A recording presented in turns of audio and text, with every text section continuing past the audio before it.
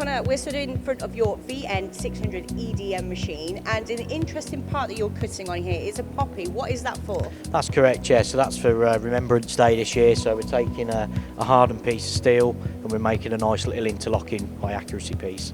It's a really interesting part and a nice touch from Sodick that you do in this. Talk to me more about the programming, the work holding, and anything that stands out for you with this machine. Yeah, so the programming can be done very simply. So we can take in a 2D DXF file, or we can take in a 3D Parasolid as standard. But there is the possibility of drawing that from scratch on the machine from a technical drawing. So yeah, basically we've took a piece of hardened steel. We've put that block on here. We've then wired out the profile of the poppy very accurately, so we're doing 4 cuts. So that's going to give us around about 0.3 RA surface finish and holding a 3 micron tolerance on that. What work holding have you got inside here? So we've got, this is a Sodick vise that we've got on the table at the moment just to hold the material. Again, that's a very accurate high repeatability vise, but you can use other systems such as Eroa or 3R. It's an interesting part to be cutting on one of these machines. Tell me all about the specification. Yeah, so the spec of the machine, this is a 4-cut machine, so we'll be going down to sort of sub 0.3 RA on a good quality tool steel. And again, we can accommodate between 0.1 and 0.3 wire as standard on this machine. Why would you choose an EDM machine over a CNC machine? When you go to conventional machining processes, obviously there's a lot of cost there in especially cutting tools as well. It's not cheap, and when you're removing high volumes and lots of material from a component, if it's straight through, we can put it up on the wire and take a lot of material out very, very cheaply.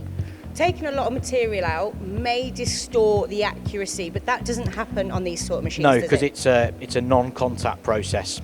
So the wire never touches the job, it's done on the spark gap, and we can really control that and fine tune it so we can maintain high levels of accuracy and surface finish, no problem. What's the power consumption like on a machine like this? Power consumption is very low, so if you take a milling machine or a lathe where you're getting a big piece of material spinning quickly, or you're running a spindle up to say 40,000 RPM for example, with this machine it's it's a slower process in terms of conventional machining, but from that the cost of performance is unparalleled. It's a great demonstration that you've got on this VM machine, but if this goes out into the real engineering world, what are you seeing? What components are you seeing on these machines? So really any application that's electrically conductive generally. Main sort of industries for this would be press tool and mold tool manufacture, but then again form tools, anything like that, we can, as long as we can conduct electricity, we can cut it. So new range of machines, that means new features. That's correct, yeah. So we've improved on our previous model of design machine, so we've gone for better guarding, so it's now a fully enclosed sort of workspace. Again, we've got a quick change conductivity piece on here, so from a maintenance perspective it's very quick and easy change over, and then we've improved the filtration, so we're using 3 filters now rather than 2, so it's just a bit more longevity out of the filters before you have to change them. There's no compromise on the quality of these machines, is there? No, that's correct, Chloe. So even with the higher end machines all the way down to sort of our VN series now, we're using the same ceramic components. That's all about the thermal stability and repeatable accuracy.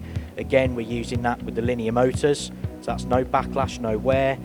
Couple that THK guideways, hide and hind glass scales, it's all closed loop, it's all absolute, and it's going to be good for 20-25 years. Amazing, that time scale is just incredible. This is the VN600. What other machines have you got in the range? We've got the 400 size as well, so it really depends on what sort of floor space you've got. If you're a bit tight on floor space, people tend to go for the smaller footprint, but the 600, again, cost of performance wise, this is better value for money. That's absolutely great to hear, because it just means that these machines are available to everybody, doesn't it? That's correct, yeah. So really, from a cost to performance perspective, against our competition, this will be unrivaled. So if you're looking for an affordable machine with all the technical aspects, this is probably the range for you.